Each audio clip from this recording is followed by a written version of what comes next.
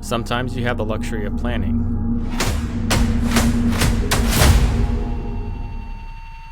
But some days are random, and improvising is all you have. Our entire shop moves to retrofit this John boat, all the way from Florida into Illinois, with one day to mount an entirely new deck and motor and hope that the layout works. There is no margin for error because there is no time. No time to retest, no time to trial. There is only here and now, and this layout will either work or it won't.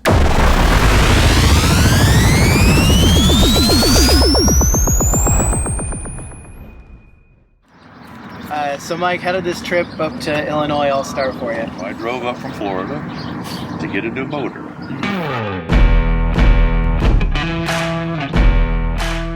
I said I'd take no more trips this year. Well, that was clearly a lie. So here I am again with the crew, with the shop to do another collab, and obviously to do a little bit of fishing and exploring. We're actually here for an entirely different project, which is coming up after this video. But right now we're delayed because the stuff we ordered didn't come with us. So we're just trying to, bide our time, come out here and fish. Illinois is full of a lot of backwater ponds around the cornfields and even around in our own shop here. So we have a lot of fun on the off time. I'm also back with these guys again. I mean, they're all right if you don't get seen in public with them. I mean, what can you do? What?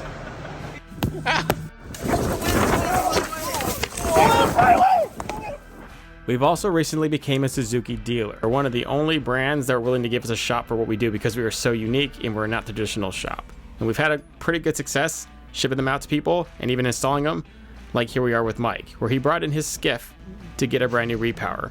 Mike also came up here with his own custom tiny boat build, which had aluminum hatches on top of, I think that was HDPE sheeting.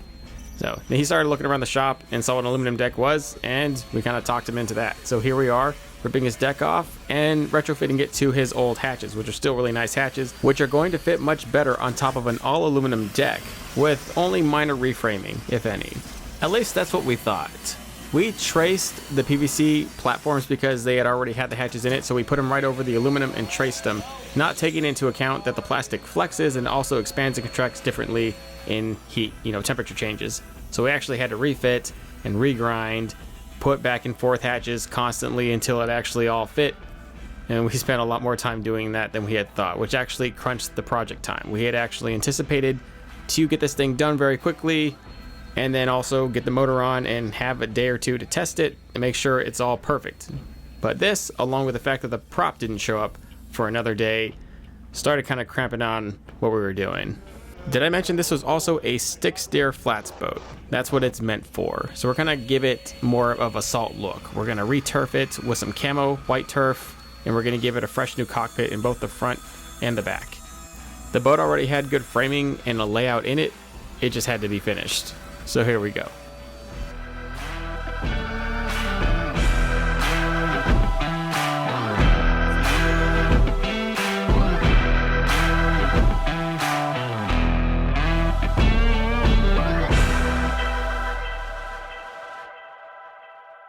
It all started coming together very quickly. But if anybody in the Tiny Boat Nation knows, it's that one thing when you think it's going to take an hour, it might take 5 or a whole day. That's just how it goes. You envision it in your head, you might even plan it in CAD. You might write it on a blueprint. And then when you go to do it, 5 times longer, 10 times longer than you actually thought. But the point is, with a whole team of us, we got around a lot of problems that would have taken just 1 or 2 of us in our garage forever. As we approach the finishing of the deck, we have to choose now what the decking and flooring is going to actually be. And we have chosen HydroTurf. We have chosen snow camo because it's going to go much better with that salt/brackish water look when he's out there on the flats, as this is mainly a flats boat that does fish freshwater on occasion.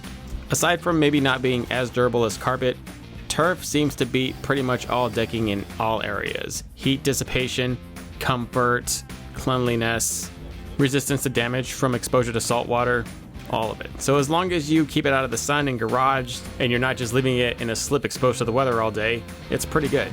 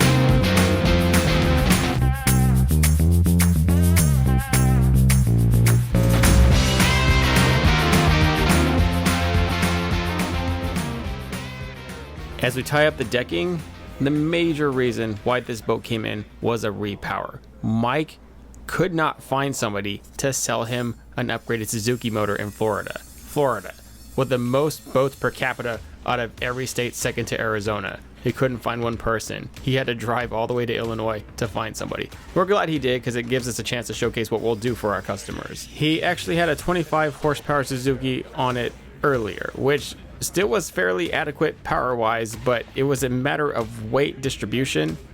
The boat itself was too heavy, and him all the way up in the front made the boat very front heavy. So all aluminum John boats are notorious for front leaning just because of how they're made. So now with an all lighter aluminum deck and a heavier outboard with more power, he should be able to handle the waves a little better. At least that's what we're hoping in theory, because the only time we'll have to actually test whether or not this is going to work is on the day that Mike has to leave. The one advantage we do have in all this is a shop pond, just a few feet away from our actual shop, that we can drop this boat in and see what it'll do. See how it runs, see how the boat sits in the water, give it a little bit of time to break in, see if there are any issues with the motor at all. And then the final test before Mike takes off will be in the river. I don't know what river it is, but it runs right through Peoria, right where we're at. That would be the closest and most turbulent body of water that we'll be able to have to replicate what he's actually going to experience when he goes back to Florida. And with that, the boat is finally ready for testing.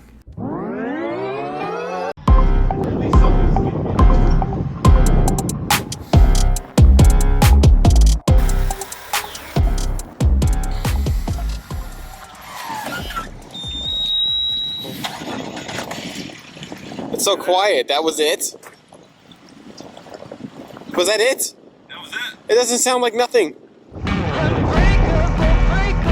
there ain't nothing to it. Go ahead and bring a live on. Ain't no giant, I ain't gon' fire on. Catch a fade, you I'm on, I'm gone. Y'all can catch the wave that I am on. I am icon, y'all are wide wrong. Think that I'm a reconcile born, so ain't nothing to it though. This is on me, ain't got much to do with who you know. Keeping it true to form 10 L's into a million. But they already knew that those farewell to your opinions. Know that he is something. This is all me, ain't got much to do with who you know. Yeah, keeping it true to form, but they already knew that, y'all. Here we go. I'ma show you who I am unbreakable. I'm a big understand. Watch me escape it all. The world is in my hands, I am unbreakable. I'ma show you who I am. So Mike was really happy with how the boat sat in the water with one person in it. There was Turk. He was testing out the motor, warming it up, making sure it was good. He was our tech on the Suzuki before we put it out here on the river. And now that we ran on the river, it seems to be doing everything that Mike wants it to do. We had it in the river, in the current. There's a few boats that passed us over. They gave us a little bit of waves. The other initial complaint he had was that the boat wouldn't grab when waves hit the boat. Like the weight of the back was not able to kind of stick in there, and he kept porpoising and kind of cavitating and ventilating. That was a bigger issue. That's now fixed. Been a heck of an issue if we'd have done all that to the boat and it performed worse, huh? Thankfully, the crew here in Illinois has been doing this for a minute, and we were pretty confident that when he put this in the water, he would like it.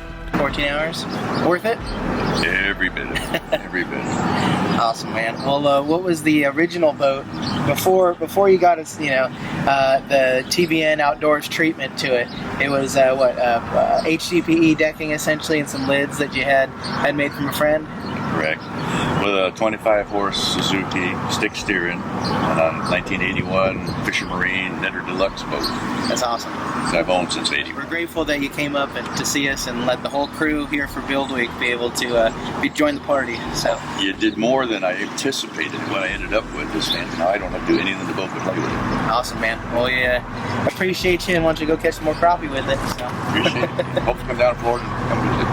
Heck yeah. Thank you. I'll be advertising like crazy. People going like, what the hell did you do to this?